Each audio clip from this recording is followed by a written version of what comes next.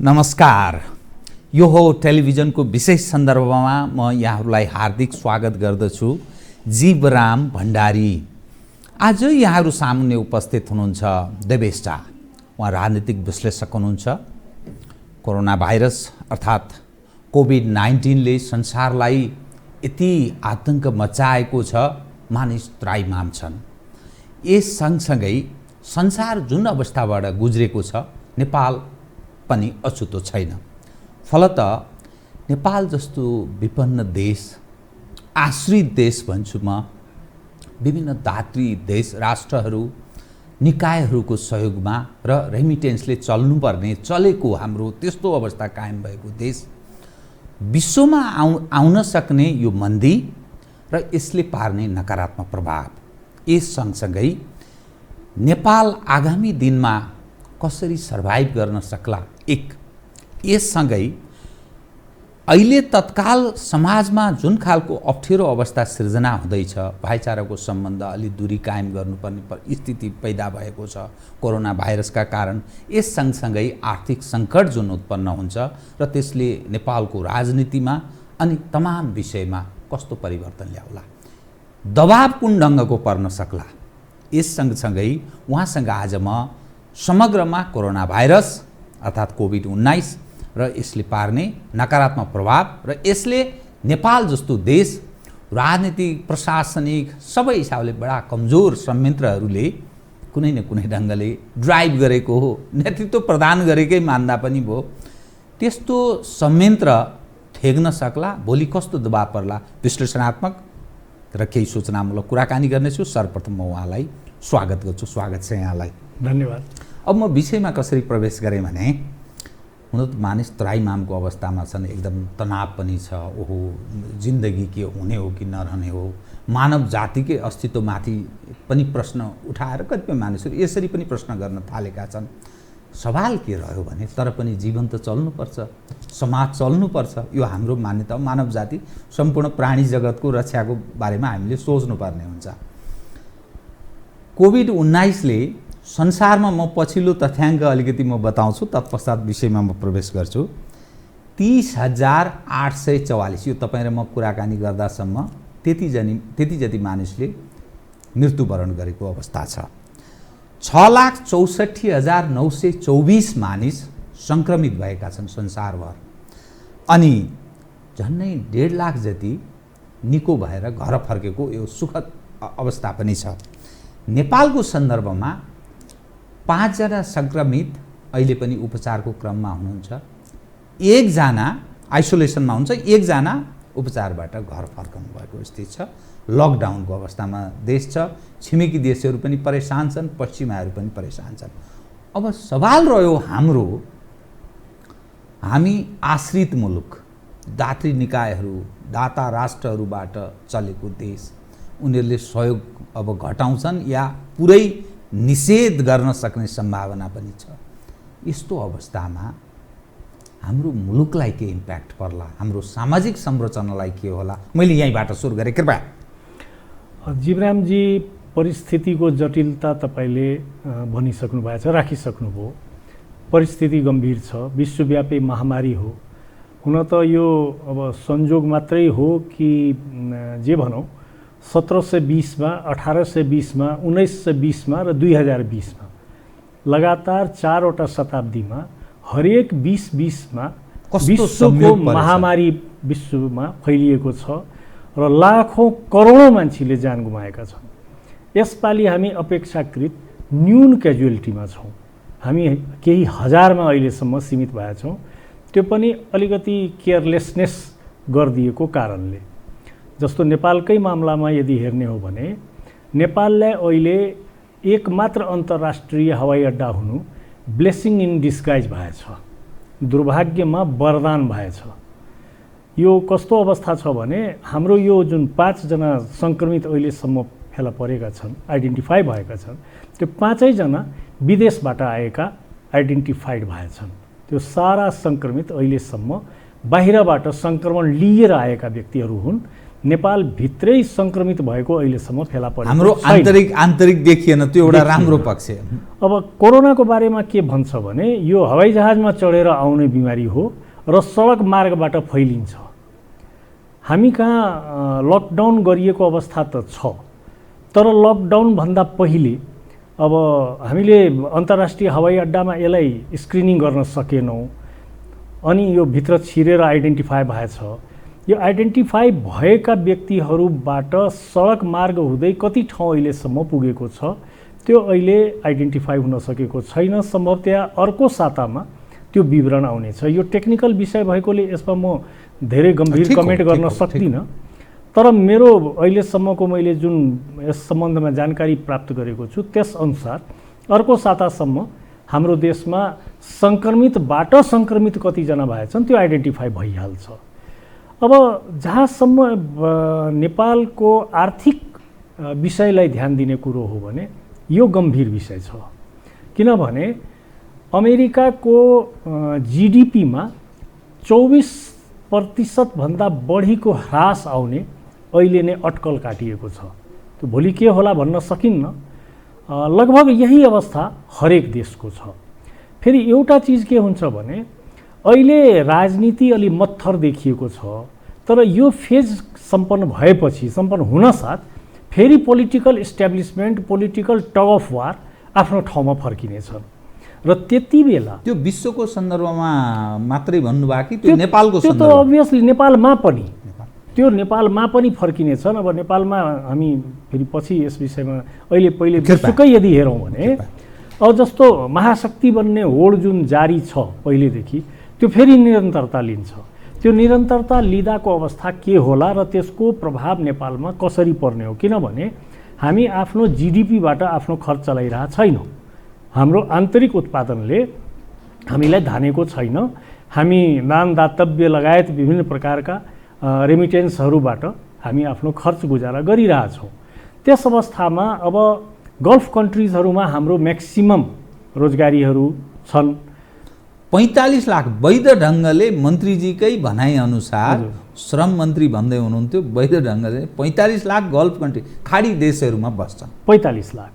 अब खाडी देशलाई पनि यसको इम्प्याक्ट पर्ने नै हो, किनभने खाडी देशमा व्यापार गर्ने, खरिददारी गर्ने निकाय पश्चिमाहरू हुन्। पश्चिमाहरूको आर्थिक अवस्था कमजोर भयो भने तिनले त्यहाँ खर्च गर्न पाउँदैनन्। उनले खर्च गरेनन् भने त्यहाँ बेरोजगारी सिर्जना हुन सक्छ। बेरोजगारी सिर्जना भएको अवस्थामा कुनै पनि देशले पहिले आफ्नो नागरिकलाई सेल्टर दिन्छ, अन्य देशका नागरिकलाई उसले माइनस गर्छ, घटाउँछ। त्यस अवस्थामा त्यसको डाइरेक्ट इम्प्याक्ट हामीलाई पर्ने भयो, किनभने हाम्रो त अधिकांश हाम्रो देश रेमिटेन्सबाट चल्छ र हाम्रो नेपाली धेरै परिवार, म्याक्सिमम परिवारको खर्च त्यही विदेशबाट आउने पैसाले हुने हो। त्यस सम्बन्धमा हाम्रो अहिलेसम्म कुनै सोचाइ छ जस्तो मैले देखिरहेको छैन। शासक पक्षहरू, पोलिटिकल विङले त्यो दीर्घकालीन प्रशासनिक संयन्त्रले दीर्घकालीन यसको इम्प्याक्ट के पर्ला भनेर हिसाब किताब गरेको छ। त्यतातिर कोही गएको देखिन्न। जस्तो अब नेपालमा यो विषय प्रवेश हुन्छ नै भन्ने कुरा थाहा थियो, त्यसलाई इन्कार गर्नु गलत हुन्छ। किनभने तपाईँलाई याद होला वुहानमै हाम्रा विद्यार्थीहरू फँसेका थिए, त्यस सम्बन्धमा लामो विवाद भयो र पछि उनलाई त्यहाँबाट इभ्याकुएट गरिएको छ। इभ्याकुएट गरेर तिनलाई क्वारेन्टाइनमा राखियो। यसको मतलब हामीसँग त्यस सम्बन्धमा इन्फर्मेसन थियो कि हामी यो जटिलतामा जानेवाला छौँ। तथापि त्यो जटिलताको लागि स्टेप वाइज प्रिपरेसन गर्न सकेन, सरकारले तत्काल बुद्धि पुर्याएन या के बेविचार गर्न सकेन। अब यसको लागि सरकारलाई गम्भीरै आरोप लगाउनु पर्छ भन्ने म अहिले तुरन्तै देख्दिनँ, किनभने अब सरकारको लागि पनि यो पहिलो अभ्यास हो। सरकारमा बस्ने व्यक्तिहरू पनि कुनै त्यस्तो विधाता होइनन्, उनीहरूको लागि पनि यो एकदम अप्रत्याशित नै थियो। तथापि सरकारसँग त आशा गर्छौँ नि हामी त आम जनता हौँ। हाम्रो त आशाको केन्द्र नै सरकार हुन्छ। हामी कुनै आपद विपदमा पर्यो भने सरकारले हेरिदिन्छ। काठमाडौँमा आगो लाग्यो भने दमकलले त्यसलाई निभाउँछ। अब कतिवटा दमकल छ, सक्छ सक्दैन, त्योसँग हाम्रो सरोकार हुँदैन। हामी त आशा गर्छौँ नि। त्यस्तै अब लकडाउन भयो। लकडाउन साँझ सरकारको प्रवक्ताले भोलि बिहान 6 बजेदेखि लकडाउन हुन्छ भनेर गत मङ्गलबार घोषणा गर्नुभयो। अब हरेक नेपाली त्यसको लागि तयार थियो जस्तो मलाई लाग्दैन। तथापि जनताले लगभग कोअपरेट गरेको छ। अब केही फाटफुट त्यो केही सैकडा व्यक्तिहरू सडकमा निस्किए, नबुझेका होला, भारतको जस्तो कन्त बिजोग त्यो देखिया छैन। लाखौं लाख जस्तो भगदड जस्तो पैदल हिँडिरहेको जस्तो त्यो दुर्दशा हाम्रो कहीँ भएको छैन। हाम्रो नागरिकले, जनताले पूर्ण रूपले कोअपरेट गरेको छ सरकारले। सब घरमा बसेका छन्। अब बस्न त बसेका छन्, तर कसको घरमा खर्च कति बाँकी छ? हामी 2 दिन भोकै बसौँला, तर बच्चालाई दुध त दिनु पर्यो। त्यसको दुध किन्ने क्यापेसिटी पनि अब छ कि छैन? जस्तो नोएडाको डिएमले त्यहाँको बासिन्दालाई 1 महिनासम्म बहाल नलिन र बहाल तिर्नु पर्दैन भनेर नोटिस नै जारी गरिदिए, सूचना जारी गरे। त्यो प्रमुख जिल्ला अधिकारीसँग त्यस प्रकारको विशेष अधिकार हुन्छ। आफ्नो क्षेत्रको जीवन रक्षाको लागि उसले गर्न सक्छ। तर यहाँ त्यो सम्भव छ कि छैन? यदि त्यो गर्ने हो, अब जस्तो यहाँ पनि यो कुरा उठेको छैन भन्ने होइन। त्यो के सोसाइटीहरूले यो कुरा उठाएका थिए कि काठमाडौँमा पनि, काठमाडौँ लगायत अन्य सहरमा पनि बहाल रिल्याक्स गरिदिउँ। तर बहाल रिल्याक्स जसको हुन्छ, जसले बहाल छोड्छ, उसको फेरि खर्च चल्ने व्यवस्था के? उसले त्यो कहाँबाट ल्याउने? त्यसको लागि सरकारले केही छुट दियो, बहाल करमा अथवा अन्य कुनै प्रकारको छुट दियो भने त्यो एउटा बाटो हुन सक्छ। जस्तो हामीले एउटा कुरा के थाहा बुझ्ने मिडियाबाटै हो जीवरामजी। यस, कालीमाटीमा धेरै तरकारी कुहिएर गयो। अब तरकारी छ, खाने मान्छे छन्, किन्ने पनि छन्, तर एपरेटस नभएकोले, सिस्टम डेभलप गर्न नसकिएकोले त्यो तरकारी कुहिएर गयो। काठमाडौँमा गिटी बालुवा बोक्ने टिपरको भरमार छ। त्यसको ट्रेस आउट गर्न धेरै ठुलो कुरो होइन। त्यसलाई छुट दिएर भए पनि अथवा त्यसलाई फ्युल दिएर भए पनि त्यो सारा तरकारी ढुवानी गर्न सकिन्थ्यो, तर गर्न सकिएन। के देखिन्छ भने सरकारमा बसेकाहरू जति क्विक डिसिजन गर्नुपर्ने सम्भवतया कतै कतै चुकिरहनु भएको छ। अहिले नियत खराब होइन, तर काहीँ न काहीँ व्यवहारमा मिलाउन सकेको छैन। त्यति टेन्टेटिभली, त्यति फास्ट उहाँहरूले आफ्नो एडभाइजरी टिम जुन छ, उनको चारैतिर वरिपरि काम गर्ने टिम जुन छ, त्यो मेकानिजम त्यति इफेक्टिभ भइरहेको छैन। हरेक कुराको एक्सपेरिमेन्ट गरेर अनि मात्रै लागू गर्ने अवस्थामा हामी छैनौँ। यो यस्तो स्थिति छ, हामी डढेलो लागेको अवस्थामा छौँ। अनि अन्य मुलुकले के विधि अपनाइरहेछ, त्यसमध्ये कुन कुन विधि सफल भइरहेछ, त्यो सबै एडप्ट गर्ने हो। त्यो जे जहाँ भइरहेछ त्यो सब एडप्ट गर्ने हो। लकडाउन बढाउने कुरा भइरहेछ, भोलि लकडाउन बढ्यो भने कसरी जीवन निर्वाह होला, दैनिक जीवन कसरी चल्ला, सबको घरमा खाद्यान्न छ कि छैन? सरकारले अब आज हामी सुन्दैछौँ, आज साँझसम्म केही प्याकेजहरू घोषणा हुँदैछ। त्यो घोषणा भएपछि मात्रै त्यसमा कमेन्ट गर्न सकिन्छ, कति इफेक्टिभ हुन्छ, कति हुँदैनन्। त्यसैले स्थिति त गम्भीर छ जीवरामजी। अब यस सँगसँगै नि जस्तो लकडाउन बढ्न सक्छ। छिमेकी देश भारतमै 21 दिनको घोषणा भएको छ। तत्पश्चात पनि बढ्न सक्ने कुरा गर्दैछन्। हाम्रै सन्दर्भमा अब आज 6 दिन भयो, भोलि 7 दिन समाप्त हुन्छ। अब तत्पश्चात सरकार पुनः लकडाउनको पूर्व तयारीमा छ। अब बुझिएअनुसार मन्त्रीजीहरूसँग अनौपचारिक औपचारिक साङ्केतिक रूपमा पनि उहाँहरू बोलिरहनु भएको छ। पुनः लकडाउनको अवस्थामा देश जान्छ। यो लम्बिन सक्छ। यो 2 हप्ता 3 हप्ता मात्रै होइन, धेरै समय लम्बिन सक्छ। किनभने मानवको अस्तित्वको माथि प्रश्न हो। तर अस्तित्वको मात्रै प्रश्न भनेर भएन। यस सँगसँगै यहाँले भने चाहिँ गुजाराको महत्त्वपूर्ण पक्ष छ। खानु पनि पर्यो, औषधि चाहियो, बाल बच्चा, ज्येष्ठ नागरिक अनि मुलुक पनि चल्नु पर्यो। समाजको एक खाले भाइचारा सम्बन्धहरू पनि विकास गर्ने, विस्तार गर्ने यावत समस्याहरू सिर्जना हुनेवाला छ। दिनानुदिन सरकार कमजोर छ भन्ने कुरा 50 करोडको कोषको घोषणा गर्यो। अमेरिकाले कति गर्यो, भारतले कति गर्यो, अरू देशले कति गर्यो, त्यसबाट आकलन गर्न सकिन्छ। यस्तो अवस्थामा यो कायापलट उथलपुथलमा त कतै हाम्रो समाज जाने अवस्थातर्फ उन्मुख हुँदैन। यस सँगसँगै यो महामारी सँगसँगै अर्को सङ्कटमा त फसिँदैन। यो एउटा मैले त्रासको पूर्व अवस्थालाई मात्रै एउटा रेज गरेको, यहाँलाई प्रश्न उठान गरेको, एउटा विश्लेषण गर्दा कसरी गरिन्छ? जीवरामजी, वर्तमान अवस्थामा 2टा कुरा अनिवार्य छ। एउटा, जनताको मनोबल खस्कन दिनु हुँदैन। दोस्रो, सरकारको प्रतिको विश्वास हल्लिनु भएन। जनताको मनोबल खस्किन दिनु भएन कुनै पनि हालतमा। अब त्यसको लागि के गर्ने त?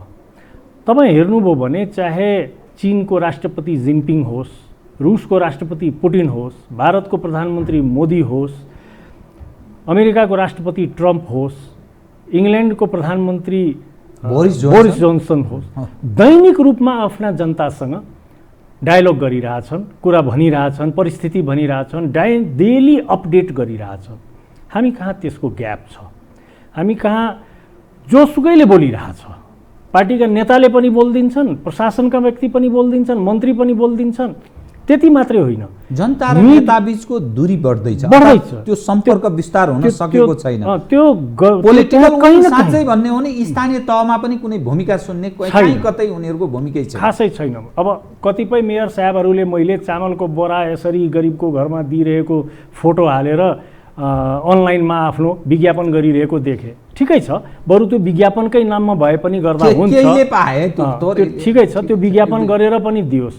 तर यसले अप्ठ्यारो कहाँ सिर्जना गर्दैछ भने जस्तो अहिलेको परिस्थितिमा भ्रष्टाचार भयो रे भन्ने कुराको बहस प्रवेश गर्नु साह्रै दुर्भाग्यपूर्ण हो। त्यसले सरकारप्रतिको विश्वासलाई हल्लाउनेछ। सरकारप्रतिको विश्वास हल्लिनु दुर्भाग्यपूर्ण हुनेछ जीवरामजी, किनभने अहिले हामी बारुदको ढेरमा बसेको जस्तो अवस्था छ। आखिर घरमा बसिरहेको अवस्थामा के हुन्छ त? तपाईँ एउटा कुरा बुझ्नुहोस्, मान्छे अहिले मनोरोगबाट ग्रसित हुने सम्भावना बढिरहेको छ। बहुत अप्ठ्यारो स्थिति, ठिक भन्नुभयो। आज मैले मेरो बुवा आमा गाउँमा हुनुहुन्छ, मेरो फोनबाट मात्रै सम्पर्क भइरहेछ। मैले मेरो बुवासँग कुरा गर्दा उहाँले मलाई के भन्नुभयो, यहाँ मलाई कुनै खान बस्न त्यस्तो खासै समस्या त भइरहेको छैन, म कहीँ धेरै घुम्ने मान्छे पनि होइन, तर खोइ कारण के हो थाहा छैन, मन आकुल व्याकुल भइरहेछ। अब त्यसको कारण स्वाभाविक छ, हामी यहाँ फसेका छौँ, उहाँलाई त्यसको भइरह होला। लगभग यो स्थिति त सबैको घरमा होला, हरेक परिवारमा त्यो स्थिति होला।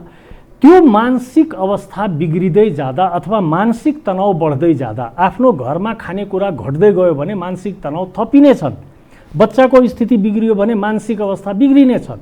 त्यो तनावलाई थाम्ने कसरी, त्यो तनावलाई एड्रेस गर्ने कसरी, यदि त्यसलाई व्यवस्थित ढङ्गले एड्रेस गर्न सकिएन।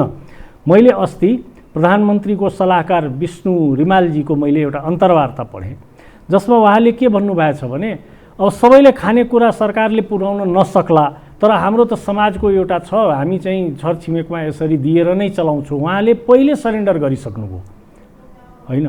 हाम्रो अगाडि फेरि उहाँले के भन्नुहुन्छ भने छरछिमेकको उदाहरण नलिउँ। स्वाभाविक छ, कसरी नलिउँ? लिन्छ मान्छेले, भारतको उदाहरण लिन्छ, चीनको उदाहरण लिन्छ, नलिने त कुरै भएन। ती मुलुकहरू, अब हामी त्यति सामर्थ्यवान छैनौँ, सबलाई थाहा छ, हामीलाई थाहा छ यो कुरा। तथापि सरकार सरेन्डर गरेको त देखिनु हुँदैन कुनै पनि हालतमा। सरकार त फ्रन्ट लाइनमा हुनुपर्छ। सौभाग्य भनौँ, पशुपतिनाथको कृपा भनौँ, हामीसँग अहिले सङ्क्रमण फैलिरहेको अवस्था देखि परेको छैन। त्यो एउटा सौभाग्यको कुरो हो। तर यति भन्दैमा सरकार मुक्त हुँदैन दायित्वबाट, सरकारमाथि दायित्व कायम रहन्छ। भोलि लकडाउन बढ्छ अथवा लकडाउन भन्दा पनि अगाडि कुनै कठोर निर्णय आउँछ, जस्तो केही दिन अघि एकजना नेताजीले, एकजना मन्त्रीजीले कर्फ्यूसम्म जारी गर्नुपर्ने हुनसक्छ भन्नुभयो। गर्न सक्छ, तर एउटा चिज के बुझ्नुपर्छ भने जनताप्रति नियन्त्रण बढाउँदा सरकारप्रतिको दायित्व थपिन्छ। जति हामी नियन्त्रण बनाउँछौँ, काठमाडौँको स्थिति के छ? मेलम्चीको खानेपानी आएको छैन, घर घर जारको पानी पुगिरहेछ। पानीसम्म जब सहज ढङ्गले नपुग्ने अवस्थामा सरकार कठोर निर्णय मात्रै गर्दै जाने हो भने त्यसबाट तिमीलाई जोगाइदिउँ भन्न पाउँदैन। अर्को अवस्था सिर्जना हुन सक्छ, अर्को अवस्था सिर्जना हुन सक्छ। मैले अनलाइनमै देखेको छु, विप्लवको स्टेटमेन्ट आएको छ, जनतालाई भोकै मर्ने अवस्था भयो भने विद्रोह हुन्छ। अब विद्रोहको सुरुवात विप्लवले गर्देला अथवा कसैले गर्देला, विद्रोहको सुरुवात त्यो एउटा फरक पक्ष हो। भारतमा झारखण्डमा अहिले माओवादीले सुरक्षाकर्मीमाथि आफ्नो विद्रोह चलाइरहेछ, प्रहार गरिरहेछ। त्यो मौकामा जसले पनि फाइदा उठाउन कोसिस गर्न सक्छ, तर त्यसलाई गर्न नदिनको लागि जनताको मनोबल खस्कन दिनु हुँदैन, जनताको सरकारप्रतिको विश्वास हल्लिन दिनु भएन। एउटा मनोबल खस्किन नदिनका लागि हजुर त्यो क्वालिटीको त्यो सर्वस्वीकार्य अभिभावक हाम्रो मुलुकमा छ है। हामीलाई नेतृत्व गर्ने व्यक्ति त्यो खालको छ, अभाव हुँदैन, अप्ठ्यारो पर्दैन भन्ने मान्छेमा त्यो विश्वास हुने, त्यस्तो व्यक्तित्वको त्यो काहीँ न काहीँ त्यो फिल भए जस्तो, अर्थात् त्यो दिन सक्नु पर्यो नेतृत्व पङ्क्तिले। हामी छौँ है, जनता हाम्रा जनार्दन हुन्, हामी तपाईँहरूको अगुवाई गरिरहेका छौँ, तपाईँहरूको हर चिजको सुख दुःखको हामी काहीँ न काहीँ हामी सहभागी भएर तपाईँहरूलाई सेवा प्रदान गर्छौँ भन्ने भावना जागृत गराउन सक्नु पर्यो, होइन? त्यो अनिवार्य छ। जीवरामजी, तपाईँ आफ्नो घरमा तपाईँको सारा परिवार आज केमा अड्किएको छ भने जुनसुकै अवस्थामा जीवरामजीले हामीलाई भोकै रहन दिनुहुने छैन। तपाईँप्रतिको यो विश्वासले उनलाई डगमगाउन दिएको छैन। यो अवस्था हरेक परिवारमा छ लगभग।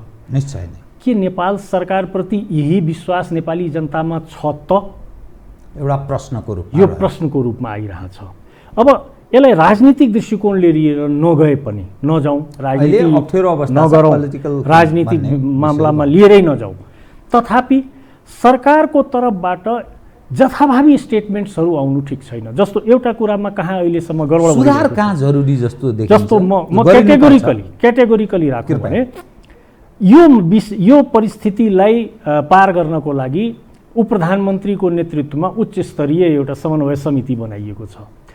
उच्च स्तरीय समन्वय समितिले गर्ने निर्णय, त्यसलाई फेरि सरकारले निर्णय गर्छ, कहिले क्याबिनेटले, कहिले मन्त्रीले, अनि त्यसपछि त्यहाँबाट गृह मन्त्रालय आउँछ, गृह मन्त्रालयबाट स्थानीय प्रशासनमा जान्छ, स्थानीय प्रशासनबाट प्रहरीमा जान्छ, त्यसपछि त्यो सडकमा लागू हुन्छ।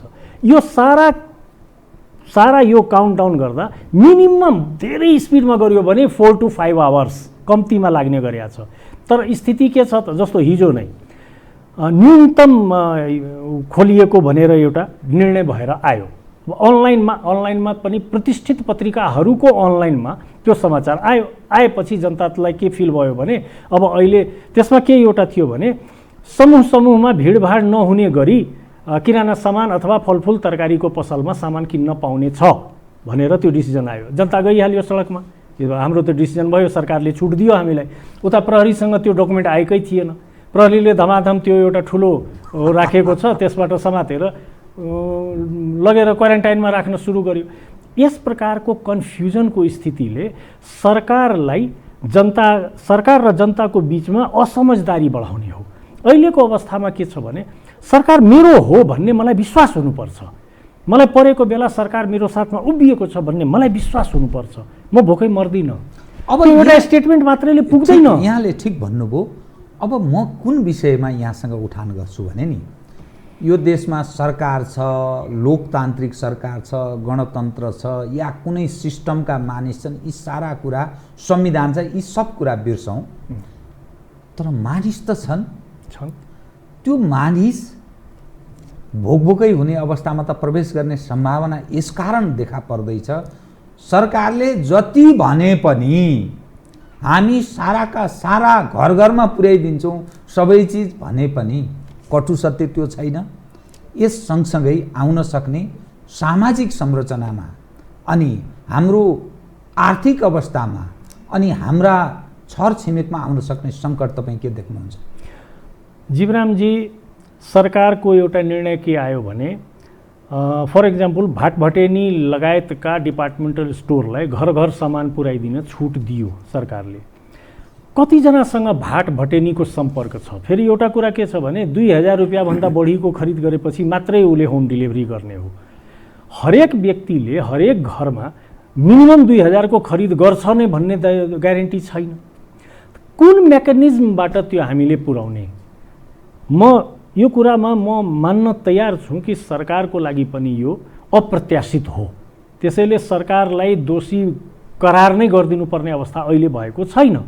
तर पनि दायित्व त सरकारकै हो, सरकार बाहेक कहाँ जाने हामीसँग उपाय के छ? अहिले न राजनीति छ, न दल छ, न संसद छ, केही छैन।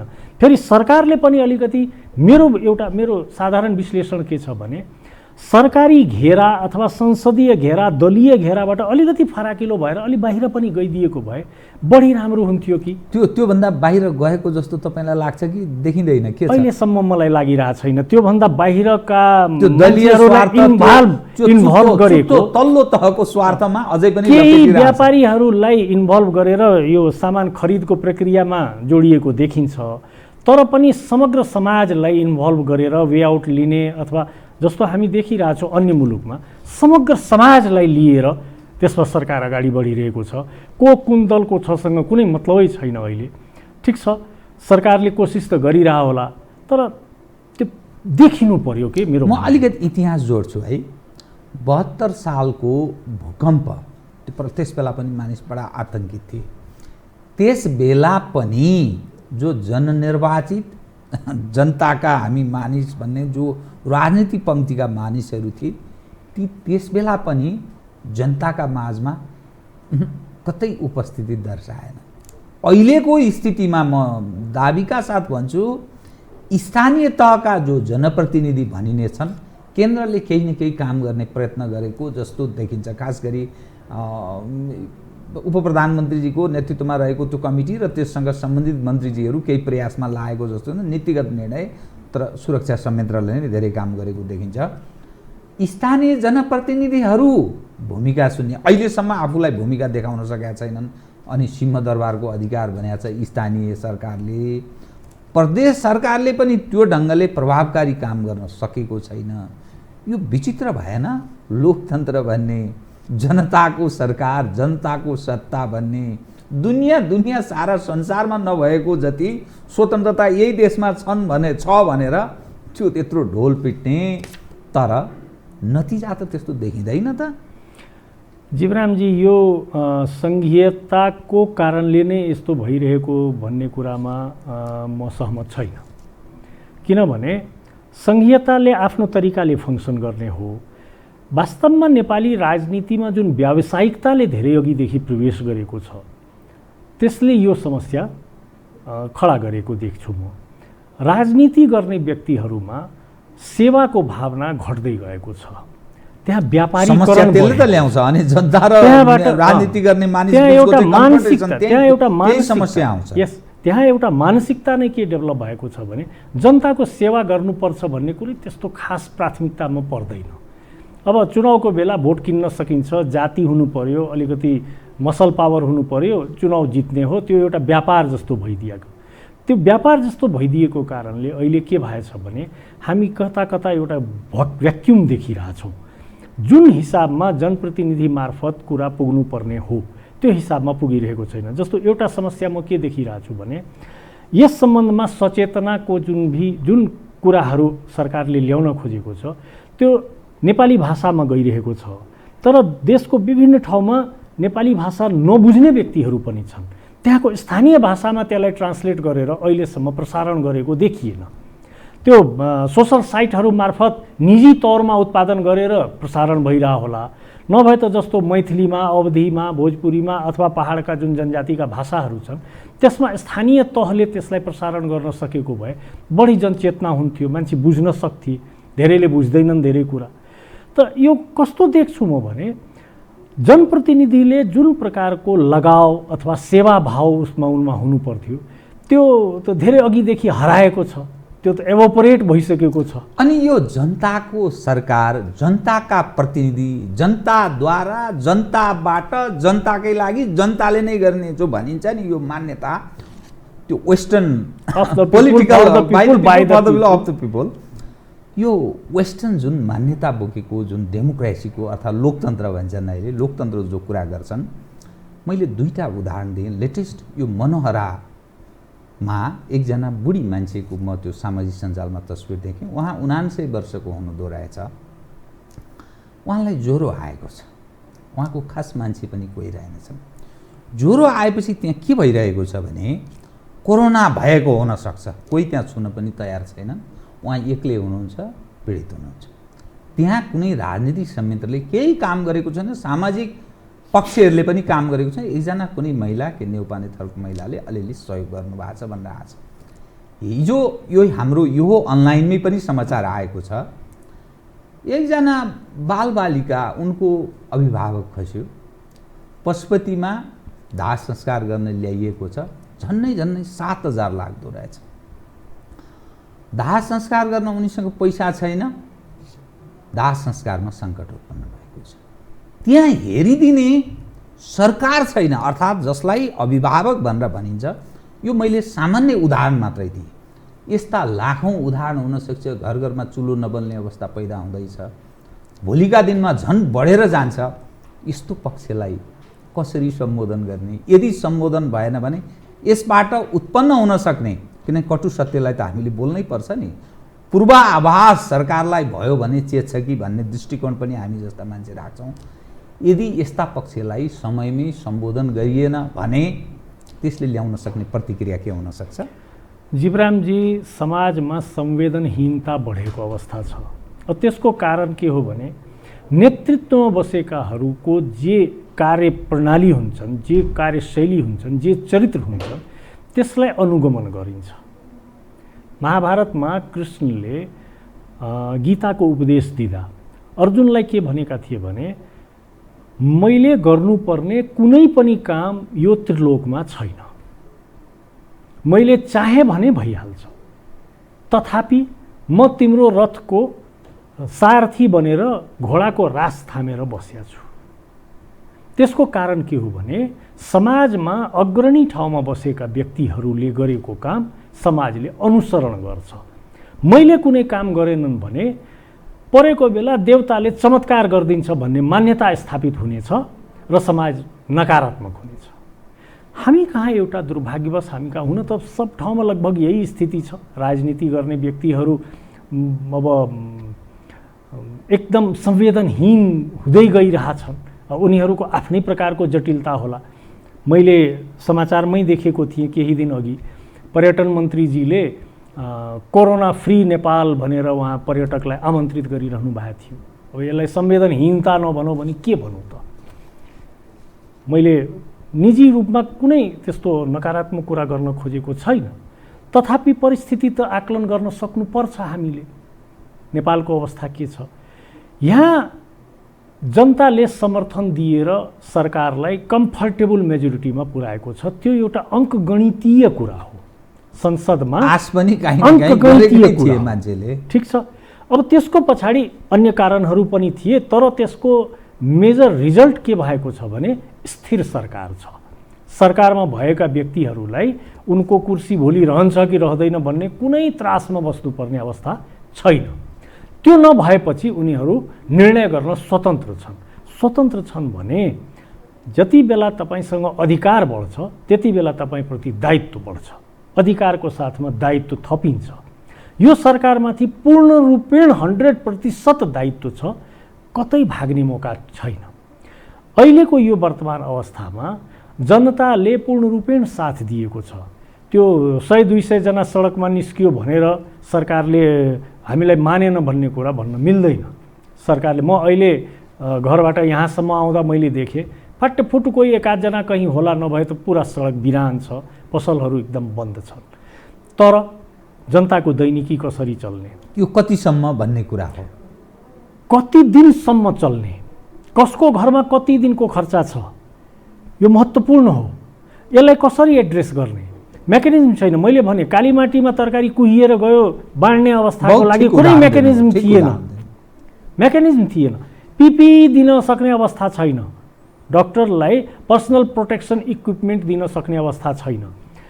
सोसल साइटमा भ्रष्टाचारको बारेमा जथाभावी खबर आइरहेछ। चीनबाट आजै बिहान नेपाल एयरलाइन्सको प्लेनबाट सामानहरू आएका छन्, त्यसबारेमा विवाद खडा भइसकेको छ। त्यतातिर नजाउँ, त्यो पछि जे हुन्छ हेरौँला। वर्तमान अवस्थामा के छ भने आज एउटा खबर मैले के देखेँ भने अब आजदेखि काठमाडौँ बाहिर पनि जाँच हुन सक्ने, सङ्क्रमणको जाँच हुन सक्ने अवस्था सिर्जना हुँदैछ। अहिलेसम्म छैन भनेपछि हामीले कतिलाई जाँच गर्न भ्याएका छौँ। स्थिति के छ भने कि त जो जचाउन आए तिनको जाँच भएछ, कि जिनलाई समातेर ल्याए तिनको जाँच भएछ, अरूको जाँच भए छैन। अरू हामी पशुपतिनाथले हामी सबैको कल्याण गरून्मै छौँ, होइन? परिस्थिति यो छ। अब यसलाई कसरी एड्रेस गर्ने? सरकारको लागि पनि अप्रत्याशित त हो, तर आशा कोसँग गर्ने त? अहिलेसम्म सुरक्षा निकायले चलाइदिया छ। सुरक्षा संयन्त्र बाहेक अरूले कुनै भूमिका खेलेको जस्तो लाग्छ? मानिलिनुहोस् प्रशासन भन्नुहोस्, पोलिटिकल विङ भन्नुहोस्, छैन, अनुपस्थित छ।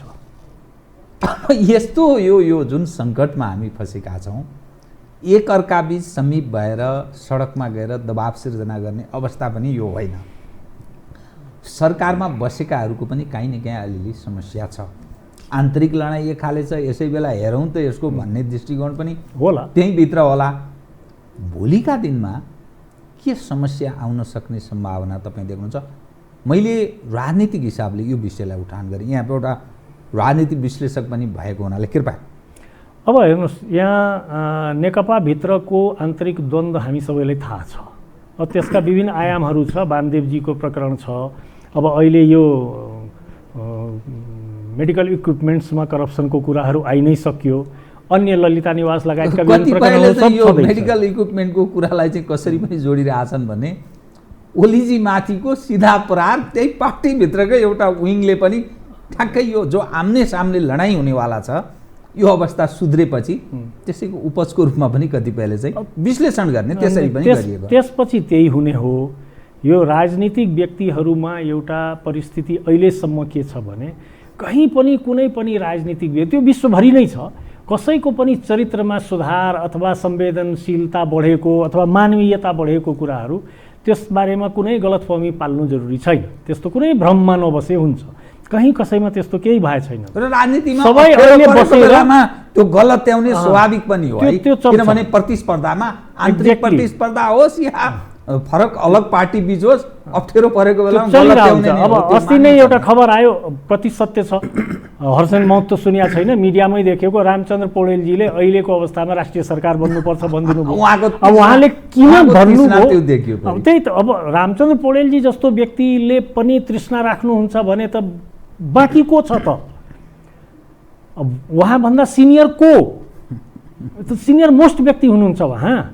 अब उहाँलाई नै शङ्का, क्वेसन मार्क लाग्ने अवस्था भयो भने को बाँकी रहन्छ त?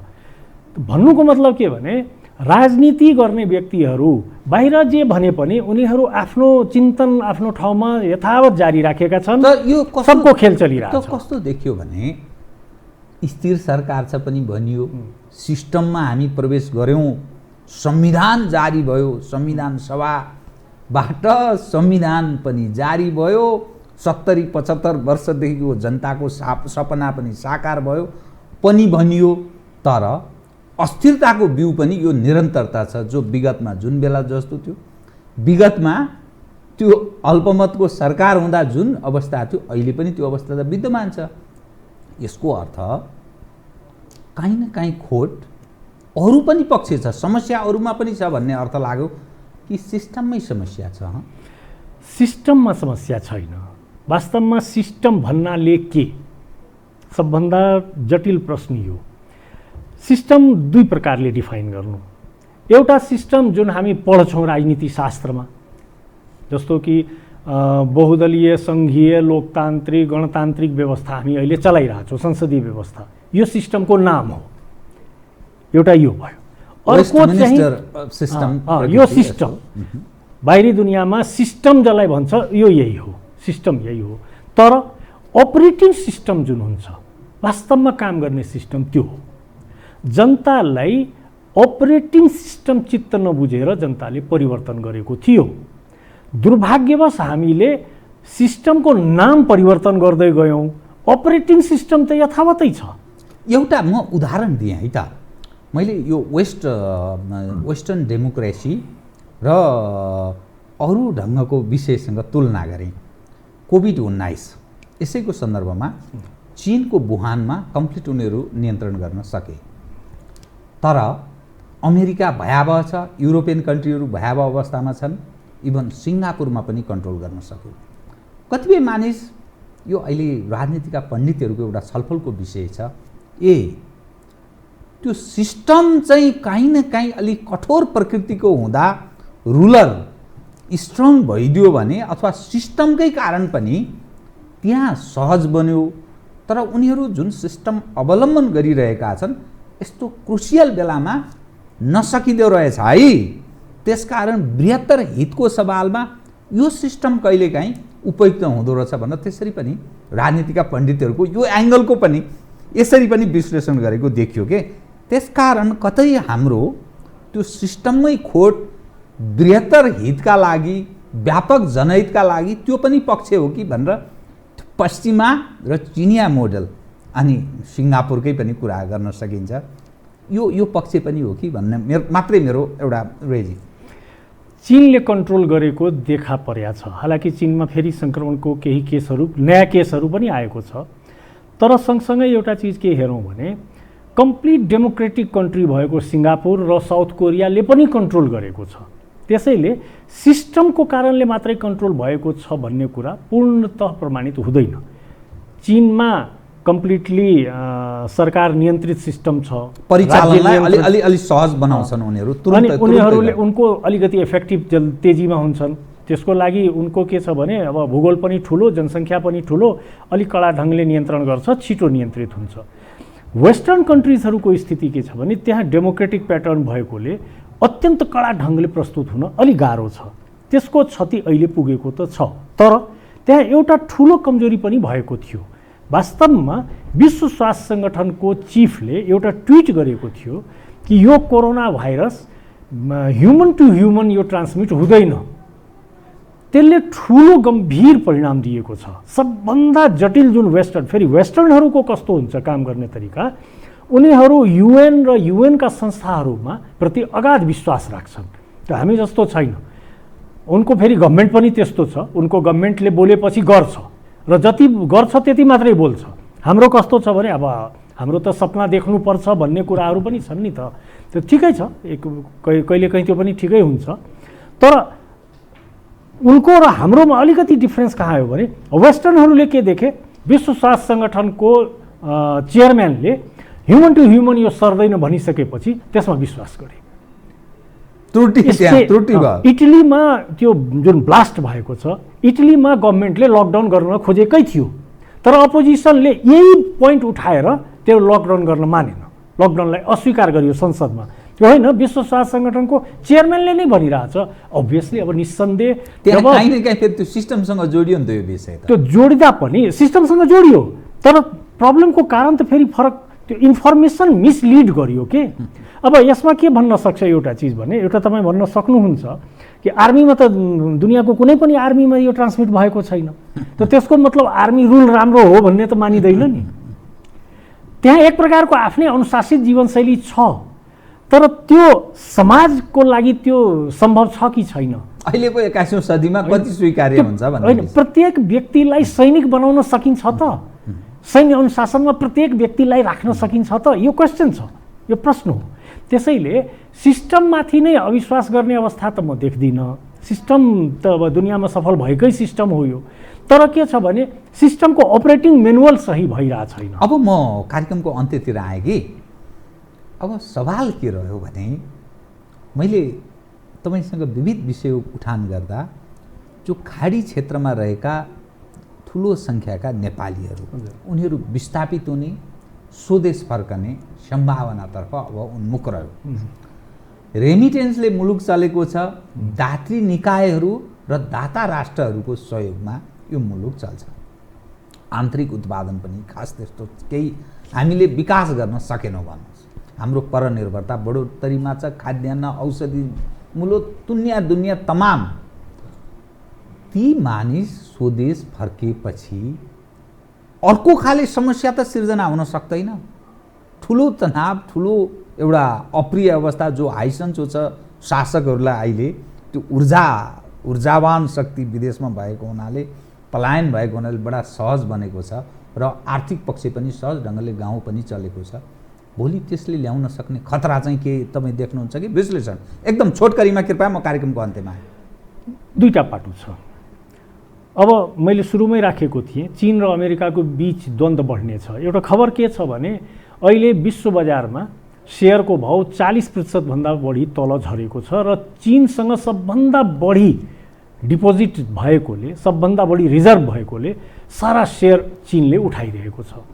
चीनले यदि विश्व व्यापारलाई आफ्नो नियन्त्रणमा लियो भने अमेरिकासँग त्यसको मुकाबला गर्न एकमात्र बाटो हुन्छ सैन्य, र उसले पावर त्यहाँबाट एक्सर्साइज गर्छ, जसको सबभन्दा ठुलो इम्प्याक्ट पर्छ गल्फ कन्ट्रिजमा, किनभने फेरि युद्ध मैदान त्यही हो। र त्यहाँ कुनै पनि प्रकारको यदि तनावको स्थिति हुन्छ भने त्यसको इम्प्याक्ट पर्छ त्यहाँ काम गर्ने मजदुरहरूमाथि, र त्यो सरेर आउँछ हामीमाथि। हाम्रो अवस्था के हुन्छ त? हाम्रो अवस्था यो अवसर र चुनौती दुइटै हो। अवसर के हो भने हाम्रो युवा शक्ति जो राष्ट्रमा उत्पादन गर्न लाग्न सक्थ्यो, हामीसँग प्रशस्त जग्गा जमिन छ, हामीसँग उत्पादन गर्ने धेरै क्षमता छ, सिपको उपयोग हुन सक्थ्यो, हामी त्यतातिर जान सक्छौँ र ठुलो फड्को मार्न सक्छौँ। एउटा अप्सन त्यो छ। अर्को होइन, त्यो सक्दैनौँ, सरकारले सही ढङ्गले त्यसलाई म्यानेज गर्न सकेन, त्यहाँ बुद्धि पुरेन, त्यसको लागि पूर्व तयारी गर्न सकेन, किनभने त्यसको लागि इक्विपमेन्ट चाहियो, इरिगेसन चाहियो, फर्टिलाइजर चाहियो, बिउ चाहियो, कृषिमा जाने हो भने अथवा अन्य सेक्टरको लागि चाहे जेमा जाने हो सरकारको तयारी चाहिँ। यदि त्यो पुगेन र यिनीहरू कुनै न कुनै तरिकाले फेरि फर्किउन्, प्रायः हामी के देख्छौँ भने नेपालमा सरकारको प्रोत्साहन रहन्छ मान्छे विदेश गएर कमाओस्। यदि हामी त्यसमा सीमित रह्यो भने हाम्रो लागि त्यो डिजास्टर हुन सक्छ। त्यसले जुन अवस्था पनि उथलपुथल अथवा विस्फोटक हुन सक्छ र त्यसको लाभ सकारात्मक नकारात्मक जुनसुकै पक्षले लिदिन सक्छ। सबै चिजको आकलन गरेर सरकार गम्भीर हुनु पर्यो है, उपाय अन्यथा अप्ठ्यारो अवस्था सिर्जना हुन सक्छ। खबरदार, समयमै सचेत हौ, जनताको सर्वोपरि हितलाई ध्यान देऊ, मुलुक र जन, होइन, यो दुईटा पक्षलाई सँगै लिएर हिँड्ने प्रयत्न गर। हस्, केही विषय म अरू उठान गर्न चाहन्थेँ, समयले यतिसम्म साथ दियो। कार्यक्रममा आइदिनु बहुत धन्यवाद छ यहाँलाई। धन्यवाद। आदरणीय दर्शकवृन्द, उहाँ हुनुहुन्थ्यो देवेश झा, राजनीतिक विश्लेषक। कोरोना भाइरस यसले दुनियाँमा पारेको प्रभाव र नेपाल जस्तो देशलाई के प्रभाव पार्छ, आर्थिक, राजनीतिक, सामाजिक र यसबाट उत्पन्न हुन सक्ने समस्या, सम्भावना यावत विषयमा गरिएको कुराकानी। म लगायत मेरो सम्पूर्ण युनिटलाई कार्यक्रमबाट बिदा दिनुहोस्, तर यो टेलिभिजन हेर्दै रहनुहोला। नमस्कार।